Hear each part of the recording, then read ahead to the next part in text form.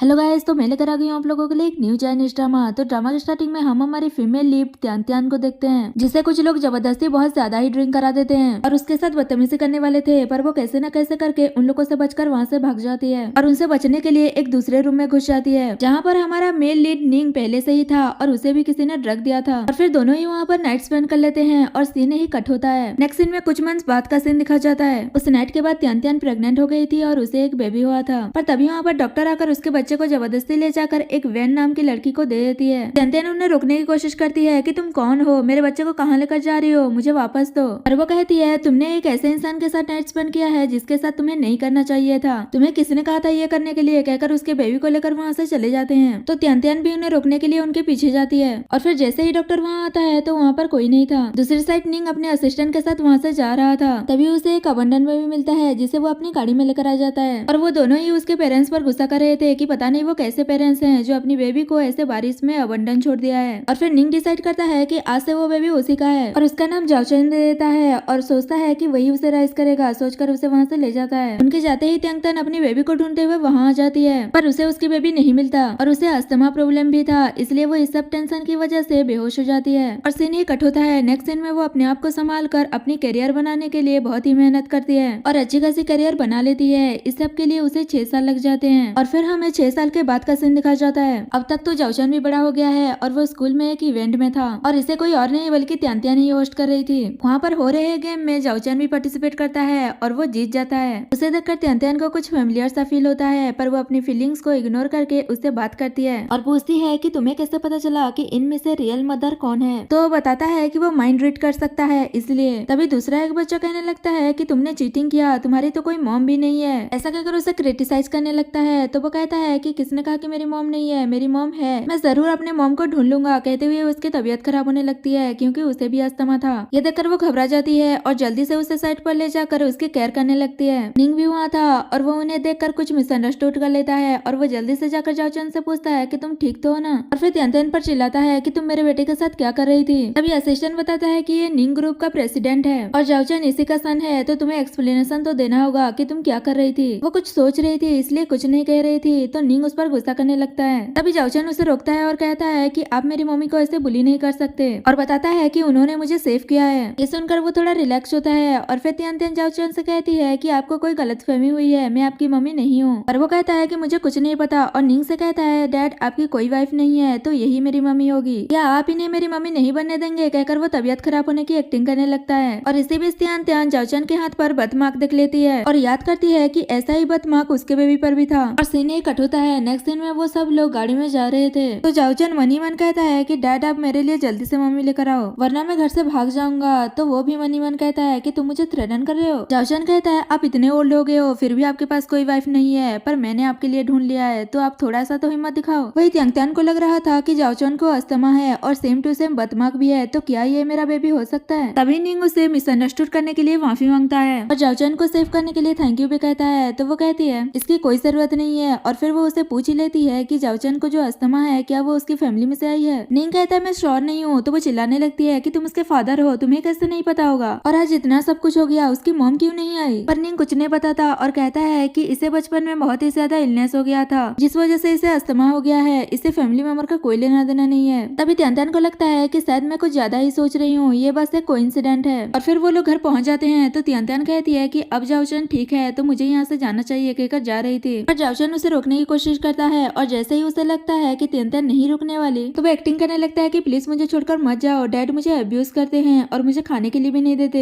ये सुनते ही वो उस पर चिल्लाने लगती है कि तुम तो एक सीईओ हो, तुम बच्चों को अब्यूज कैसे कर सकते हो। ये सुनकर तो वो भी शॉक था और उस पर चिल्लाने लगता है कि क्या नॉनसेंस बातें कर रहे हो, मैंने कब तुम्हें अब्यूज किया। ये देखकर त्यान कहने लगती है कि तुम ये छोटे से बच्चे से कैसे बातें कर रहे हो। वो कहता है तुम देख नहीं रही हो कि मैं उसका कितना केयर करता हूँ, मैं उसे अब्यूज कैसे कर सकता हूँ। त्यान कहती है ठीक है मैं देख लेती हूँ कि तुम कैसे केयर करते हो, कहकर जाओचन को लेकर अंदर चली जाती है। तो वो निंग को चिल्ला रहा था। उसके बाद निंग जाओचन के लिए मिल्क बना रहा था जो उसे आ ही नहीं रहा था, फिर भी वो कैसे न कैसे करके बनाकर उसे देता है और फिर कुकिंग के लिए वेजिटेबल्स कट कर रहा था। ये देखकर त्यान कहती है मैंने देख लिया कि तुम कैसे केयर करते हो और ये बिल्कुल भी उसके लिए सेफ नहीं है। ऐसा कहते हुए उसे नाइफ लेकर खुद ही कुकिंग करने लगती है। ये देखकर निंग सोच रहा था कि घर में एक वुमेन का होना कितना अच्छा होता है। तो जाओचन उसे ऐसे देखकर कहता है कि लगता है आप भी मम्मी को लाइक करने लगे हो। तो वो जल्दी से उसे चुप कराता है और कहता है आज फर्स्ट टाइम ही तो उसे मिल रहा हूँ, पहली बार में उसे कैसे लाइक करने लग जाऊंगा। और वैसे तुम मेरे अरेंज मैरिज करवाने के पीछे क्यों पड़े हो? जाओचन कहता है क्योंकि मुझे एक मॉम चाहिए, और बीमार होने की एक्टिंग कर रहा था, पर उसे तो सब कुछ पता था और वो मजाक मजाक में उसे मारता है। त्यांते ने देख लेती है और कहती है कि तुम हमेशा बच्चे को ऐसे कैसे बुली कर सकते हो? निंग कहता है कि हम तो बस मजाक कर रहे थे। और फिर जाओचन त्यांतन का बना हुआ खाना खाता है और उसकी तारीफ करने लगता है कि ये तो बहुत ही डिलीशियस है। मैं चाहता हूँ कि मेरी मॉम हमेशा मुझे ऐसे खाना बना कर दे। इतनी तारीफ सुनने के बाद निंग कहता है मैं भी तो देखूं कि ये कितना डिलीशियस बना है, कहकर वो टेस्ट करने वाला था, पर जाओचन उसे नहीं देता और कहता है कि ये मेरी मॉम ने मेरे लिए बनाया है। तो वो कहता है कि मत भूलो कि मैं तुम्हारा फाइनेंशियल स्पॉन्सर हूँ, मेरे बिना तुम्हें पॉकेट मनी नहीं मिलेगा। तभी त्यांतन कहती है कि तुम बच्चे को ऐसे रेस करते हो। तो वो कहता है कि तुम तो ऐसे बात कर रही हो जैसे कि तुम्हारे पास भी बेबी है। ये सुनकर वो थोड़ा सा सैड हो जाती है। तो निंग पूछता है क्या तुम्हारे पास बच्चे हैं? इतने में वही लड़की वैन उन दोनों को बुलाते हुए आ रही थी। उसकी आवाज सुनकर जाओचन कहता है हमें मम्मी को प्रोटेक्ट करना होगा, कहकर उसे गेस्ट रूम में ले जाते हैं। और निंग कहता है थोड़ी देर तुम्हें यहाँ रुकना होगा, कहकर वो डोर लॉक कर देते हैं। त्यांतन तो कुछ समझ ही नहीं पा रही थी कि क्या हो रहा है। और फिर वो देखती है कि वहाँ पर कुछ गर्ल्स के कपड़े हैं। ये देखकर उसे लगने लगता है कि निंग की एक वाइफ भी है और उसने ट्रिक करके उसे घर में बुलाया है और उस पर गुस्सा कर रही थी और सोचती है कि मुझे उससे डिस्टेंस बनाकर रखना होगा। वही वैंग निंग से कह रही थी कि मैंने सुना है कि आज स्कूल इवेंट में जाओचन को अस्थमा अटैक आया था, अभी वो कैसा है? मुझे लगता है कि उसे एक मॉम की जरूरत है जो उसकी केयर कर सके। तभी वो कहता है कि मेरे पास पहले से ही एक मॉम है, मुझे और किसी की जरूरत नहीं है। ये सुनकर वो शॉक्ड हो जाती है कि इसके कहने का मतलब क्या है। पर निंग कहता है कि ये मेरा प्राइवेट मैटर है, तुम इसमें मत पड़ो। वो कहती है ऐसे कैसे कर सकते हो कि ये तुम्हारा प्राइवेट मैटर है, हम दोनों की एंगेजमेंट फिक्स्ड हुई है और मैं यहाँ रहती भी हूँ। तो जाओचन उसका सारा टॉय उसे वापस करते हुए कहता है इसे तुम वापस ले जाओ और तुम यहाँ नहीं रह सकती, वरना मेरी मम्मी को मिसअंडरस्टैंडिंग हो जाएगी। ये सुनकर वैन उसे पूछती है कि कौन है वो लड़की? निंग कहता है कि कोई नहीं है, बस तुम ओवर थिंक कर रही हो, और उसे वहाँ से जाने के लिए कहता है। तो वो ये कहते हुए वहाँ से चली जाती है कि मैं उसके बारे में पता लगा ही लूंगी। उसके जाते ही वो दोनों खुश हो जाते हैं कि उन्होंने उसे भगा दिया। और फिर जाओचन कहता है कि गेस्ट रूम में जो आंटी का सामान है उसे देखकर मम्मी को मिसअंडरस्टैंडिंग हो रहा होगा, आपको जल्दी से जाकर एक्सप्लेन करना होगा, कहकर उसे ले जाता है। निंग जैसे ही अंदर जाता है तो वो एक्सीडेंटली तिंगतियान के ऊपर गिर जाता है। तो जाओचन कहता है अब दोनों कंटिन्यू कीजिए, कहकर दरवाजा बंद करके चला जाता है। इसी बीच दोनों क्लोज जाते हैं तो दोनों को ही लगता है कि शायद वो 6 साल पहले वाला पर्सन है। और फिर जल्दी से निंग दूर होता है और पूछता है क्या हम पहले भी कभी मिले हैं? तो वो सोचती है कि अगर ये 6 साल पहले वाला पर्सन हुआ भी तो अभी हमारे बीच कुछ नहीं हो सकता, क्योंकि उसकी एक वाइफ है। सोचकर वो मना कर देती है कि तुम तो एक प्रेसिडेंट हो और मैं एक ऑर्डिनरी से गर्ल, हम दोनों कैसे पहले मिल सकते हैं? पर मुझे लगता है कि तुम्हारे आसपास बहुत रेयर लड़कियां होंगी ना। और फिर निंग उसे एक्सप्लेन करने की कोशिश करता है, पर त्यांत्यान कहती है मुझे एक्सप्लेन करने की कोई जरूरत नहीं है, और वैसे भी एक मैरिड मैन जिसका बच्चा भी है, मुझे उसमें कोई इंटरेस्ट नहीं है, कहकर उसे हिट करके वहाँ से चली जाती है। और जाकर जाओचन से भी कहती है कि वो जा रही है और उसे जब भी टाइम मिलेगा वो उससे मिलने आ जाएगी। तो वो कहता है कल मेरे स्कूल में पेरेंट्स चाइल्ड एक्टिविटी है, तो क्या आप वहाँ आओगे? तभी वहाँ पर निंग भी आ गया था। तो वो कहती है अगर तुम अपने डैड को रोकने में मेरी हेल्प करोगे तो मैं प्रॉमिस करती हूँ कि आऊंगी। तो वो ऐसा ही करता है और निंग को रोकता है और कहता है कि मम्मी आप यहाँ से जल्दी से भाग जाओ। और फिर नेक्स्ट डे किंडरगार्टन में जाओचन के फ्रेंड्स उसे बुली कर रहे थे कि तुमने झूठ बोला, तुम्हारी मॉम नहीं है, वो नहीं आने वाली, गेम तो बस शुरू ही होने वाला है, कहाँ है वो? इतने में निंग वहाँ आ जाता है और उसे संभालते हुए कहता है कि तुम इन लोगों की बात मत सुनो, देखना गेम में हम ही फर्स्ट आएंगे। पर जाओचन कहता है कि मुझे मम्मी चाहिए, उन्होंने मुझे प्रॉमिस किया था कि वो आज जरूर आएंगी। तभी यहाँ पर फाइनली त्यांतन आ जाती है तो जाओचन उसे देखकर बहुत ही खुश हो जाता है। और फिर गेम स्टार्ट होता है जिसमें त्यांतन गिरने वाली थी पर निंग उसे संभाल लेता है और फिर फाइनली उनकी टीम जीत जाती है, जिससे वो लोग बहुत ही खुश हो जाते हैं। और जाओचन उन दोनों को किस करता है और कहता है कि आप दोनों मुझे किस नहीं करोगे? तो वो दोनों उसे किस करने वाले थे पर वो पीछे हट जाता है, इससे दोनों ही ऑकवर्ड हो जाते हैं। तभी वहाँ पर जो भी पेरेंट्स थे वो लोग कहने लगते हैं कि हमने तो कभी मिस्टर निंग के वाइफ को नहीं देखा, लगता है कि ये कोई मेड है जिसने मिस्टर निंग को सेड्यूस किया है। ऐसा कहते हुए उसे क्रिटिसाइज करने लगते हैं। और एक मैन तो त्यांत्यान के कुछ ज्यादा ही इंसल्ट कर रहा था, पर निंग उसे प्रोटेक्ट करता है और उसे अच्छा खासा जवाब दे देता है। और जाओचन भी उस लड़के का माइंड रीड करके उसके मन में जो भी चल रहा है उसकी वाइफ को बता देता है कि वो आपको अगली समझता है और वो दूसरे लड़कियों के साथ फन करने के लिए क्लब में जाता है। ये सुनते ही उसकी वाइफ उस पर गुस्सा करने लगती है और उसे अच्छा खासा सबक सिखाती है। ये देखकर वो तीनों खुश हो जाते हैं। और फिर जाओचन कहता है अब तो मैं इन्हें अपनी मम्मी एडमिट कर चुका हूँ। तभी त्यांत्यान कहती है क्या तुम्हारी मम्मी नहीं है? और मैंने जो तुम्हारे घर पर लड़कियों के कपड़े देखे थे क्या वो तुम्हारी मॉम की नहीं थी? तो वो मना कर देता है। और फिर निंग बताता है कि बहुत सी लड़कियां जाओशी की मॉम बनना चाहती हैं, पर हम दोनों को कोई भी पसंद नहीं आई। और उन तीनों को इतना क्लोज देखकर एक टीचर वैन को फोन करके बता देता है। तो वो थोड़ी देर बाद वहाँ आ जाती है और पूछती है कि बताओ कहाँ है वो। और वो निंग के पास जाती है और उसके पास जो भी लड़की थी उसे थप्पड़ मारते हुए कहती है कि तुम्हारी हिम्मत कैसे हुई इसे सेड्यूस करने की? और वो तो वहाँ की एक टीचर थी। तो निंग उसे माफी मांगने लगता है कि ये कोई मिसअंडरस्टैंडिंग है और वैन पर चिल्लाती है कि ये तुम क्या कर रही हो? तो वो भी चिल्लाने लगती है कि हमारी एंगेजमेंट फिक्स्ड हो गई है और तुम किसी दूसरी लड़की के साथ हो। निंग कहता है शायद तुम भूल रही हो कि हमारी मैरिज हमारी फैमिली मेंबर ने डिसाइड किया है। तो वैन पूछती है कहाँ है वो वुमेन, पर वो कुछ नहीं बताता। और फिर वो देख लेती है कि जाओचैन के साथ त्यान त्यान खेल रही है। और फिर त्यान त्यान को किसी का फोन आता है तो वो साइड में जाती है बात करने के लिए, तो वो भी उसके पीछे पीछे जाती है। और फिर जैसे उसे बात करने की ट्राई करती है तो दोनों एक दूसरे को देखकर शॉक्ड हो जाते हैं। वैन वहां से भाग रही थी पर त्यान त्यान उसे रोक लेती है और कहती है कि तुमने मेरी पूरी लाइफ बर्बाद कर दी, बताओ मेरा बच्चा कहाँ है। पर वो कुछ नहीं बताती और कहती है मुझे नहीं पता। तो त्यान त्यान उसे थप्पड़ मार देती है और कहती है कि ये तुम्हें याद दिलाता रहेगा कि 6 साल पहले तुमने क्या किया था। तो कहती है तुम्हारी हिम्मत कैसे हुई मुझे थप्पड़ मारने की और ब्रदर निंग को सेड्यूस करने की। तो वो समझ आती है कि निंग इसके बारे में बात कर रहा था और कहती है सोचो अगर मैंने निंग को बता दिया कि तुमने 6 साल पहले क्या किया था, वो तो तुम्हें और भी नफरत करने लगेगा।